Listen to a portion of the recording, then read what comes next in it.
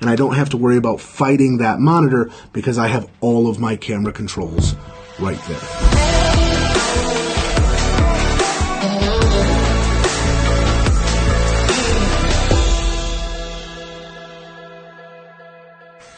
All right, people, let's get into it. I am Garrett, and today we're going to be talking about something that up until recently has been reserved primarily for high-end cinema cameras. And I'm talking about full camera control through the monitor. This is something that Red has done for a very long time, Ari as well.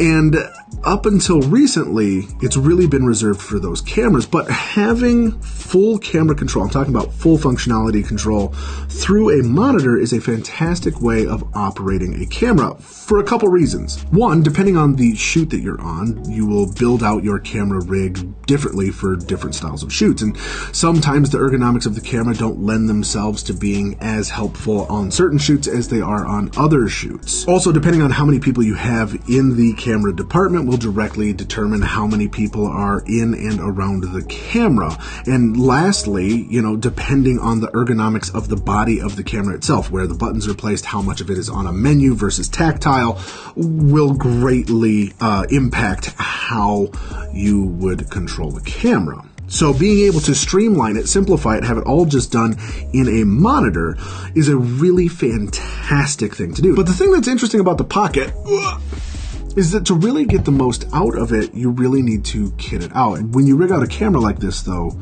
you've created a problem for yourself. Most of how you interact with this camera is done through this monitor. And when we put a universal power bank on this like this, in this case, this is a nice big beefy V-mount, we either have to mount this so far back that it's going to throw the whole weight of the camera off behind us, or it's going to be close like it is now to where then accessing this menu and all of the functions in it become very difficult. This is a very compact, tight, ergonomic way to use the Pocket, but we have now really eliminated most of how we interact with the camera. Fortunately for us, that problem has now been eliminated with this. This is the Portkeys LH5H monitor. This is a HDMI only monitor. It is a daylight viewable monitor. I believe that this is 1700 nit. Yes, 1700 nit. Again, we talk a lot about monitors on this channel. Anything over 1000 nit is technically daylight viewable. You'll want it a little brighter than that if you can. And 1700 nit is right in that sweet spot. We have 4 customizable function buttons across the top, the power toggle here, menu for both up and down, and exit as well. On the side here, there is a vent. On the back, there are also vents. There is an NPF battery slot here. This is for your standard Sony L batteries. And then on the bottom is where we get all of the cool stuff. We have here where we have a camera remote port. Over here we have a USB, that's so we could load LUTs into it as well as firmware updates. And then we have a motor control port here as well, along with the 1/4-20 mounting point. Only other thing I missed was the headphone jack here between the HDMI in and out. This is a loop-through monitor. You guys know how I feel about loop-through monitors. You want as few dead points in your system as possible, especially because on this camera, with the one HDMI out, if this was a dead point monitor, I wouldn't then be able to take it from the monitor to a wireless transmission system or anything like that. What's really incredible about this, though, is that this has built-in Bluetooth, meaning that for your Pocket 4K and 6K, this can connect to the camera wirelessly. And then you get full wireless camera control from this monitor. So let's get this set up so I can show you what I'm talking about. All right, to set this up, we're gonna keep it very simple. There's an HDMI cable here that I'm going to plug from one to the other. To mount this monitor onto this, I'm going to use one of these friction arms. You should always have friction arms. This is the easiest way to mount any accessory. So I'm gonna mount this right on the front. Okay, so then I got the monitor hooked up. I'm going to take this into the HDMI in, like so. And then I always have a bunch of these battery plates. This is an NPF to D-tap. It's a really easy way to get power to this. So I just plug this into the back, and then we'll run this to the side. So now I have this monitor completely hooked up. I'm going to power on the camera, the power plate here, and the monitor. Okay, so now that I've got this all hooked up, I have the monitor facing straight up, which I obviously normally wouldn't do, but that way you can see what I'm doing in the overhead. Before I even turn the monitor on, make sure to go into your Pocket and turn your HDMI out onto clean signal out. You don't want to see the camera's menus and also the monitor's camera's menus overlapping each other. It just gets kind of confusing. So just make sure you do that ahead of time, and then we will power this guy on. Now, the one thing to know about this is it's a touch screen, and because of that, it's done everything in tiles. There are 4 different tiles that you can access here. If you tap on the main screen, it will first pull up your customizable tool tile. So this tile here allows me to tap to add different things. So here I can add my check field, which is going to be monochrome, so I can check my focus, guides, crosshairs, grids, focus peaking, false color, zebras. I can underscan, add histograms, waveforms, parades, audio meters, 3D LUTs. That's something that you load in with the USB drive at the bottom, and then I can, of course, punch in. I can set as many of these up as I want. So let's say that I wanted to do false color for that one. I want to do focus peaking for this one, RGB waveform for that one, audio meters for this one. Let's go to histogram. You can see I can add all of these tools that I want here like that. Okay. And then I'll back out of this. And now I have all of these tools here. So if I wanted to, I could just simply tap, and now I'm in false color. Or I could back off of that, and then I can have my focus peaking. So then I can come in here and I can check, bingo, my focus like that. So I have all of those tools, and they're entirely customizable. The other thing, if you push this plus button, there, you can then see that there's also this function key as well. If I tap that, you can see that there are the 4 functions. Those are these 4 buttons across the top of the monitor right here. And I can then customize each of those buttons. So if there are certain things that I really want to have quick access to, like focus peaking, for example, or false color, I could assign those directly to these buttons here. So function 1, we're going to go with the focus peaking, and function 2, we're going to go with the false color. Function 3, I'm going to do the waveforms. And function 4, I'm going to do audio meters. Okay, so then I don't even have to be in this menu anymore. And if I simply push one of these buttons across the top, bingo, false color is on. I can turn that off, and I can turn focus peaking off or on, right? So for the things that you use a lot, you can just assign those buttons to it, which is awesome. Now, the way that these tiles are arranged is in a 4-square pattern. So it's not linear. A lot of menus on monitors are going to be swiping between menus. There is up, down, left, and right to get between all of these menus. So if I swipe over to the right, this takes me to my monitor settings. So this is my picture settings, which is going to be my brightness, contrast, chroma, sharpness, color values, all of that. I can control all of those settings here. This is where I would update my firmware, check my audio, load my LUTs, go into the settings. All of that stuff would happen in this one. Then if I go up from here, this is where we get to camera controls. And you'll see down here where it says BMPCC BLE. That is Blackmagic Pocket Cinema Camera Bluetooth. Okay, so if I tap on that, that's the one that I'm currently on. Now you can see here, these are the cameras that are supported. The Zcam E2, Blackmagic Pocket through Bluetooth, Blackmagic Pocket not through Bluetooth, Canon through LAN C cable, Sony Multi, Sony LAN C, Sony FW50, Sony FZ100, and Panasonic cameras, whether it's through USB or through the camera control. It controls a lot of different cameras. Now the caveat to that is that not every camera has the same set of protocols, meaning that this monitor can't necessarily control all of the camera functions of all of the cameras. But on this camera, on the Pocket, I think that's what this thing shines in. That is what this thing is for.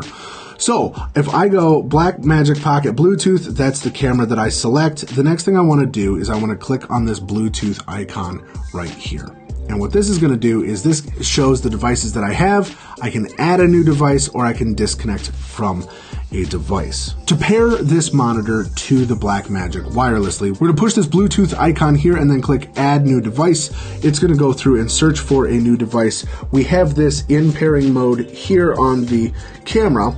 And once they see each other, the code is going to populate here on the back of this camera. And then, of course, a registration or the code entry is going to hop here in the monitor like this. So I'm going to type in this code. Once I do that, they're going to find each other, they are going to connect, and then in the future, as I go through and do it, it's automatically going to connect one to another. So you really only have to do it once, which is great. So now I have full control here. So now I have my focus, zoom, iris, shutter, ISO, frame rate, white balance, tint, what I'm recording in, the resolution, and it shows that I am connected to my Bluetooth here. So the first thing that we want to do is we want to adjust our settings here. So I'm going to go over to frame rate, and I'm going to turn this frame rate down. So that's great. Our ISO is at 200. Our shutter is 1/50. Let's say that the iris, we want to bring that down here. We don't want that to be quite as fast. So now we're at an iris of 5.5. We'll back it to, let's go to 4.9 there. And you can see, as I'm doing that, you can actually hear the aperture in the lens adjust for that, of course, because this is automatic glass. So now I've got my iris where I want it. I have my ISO where I want it. I've got my frame rate where I want it.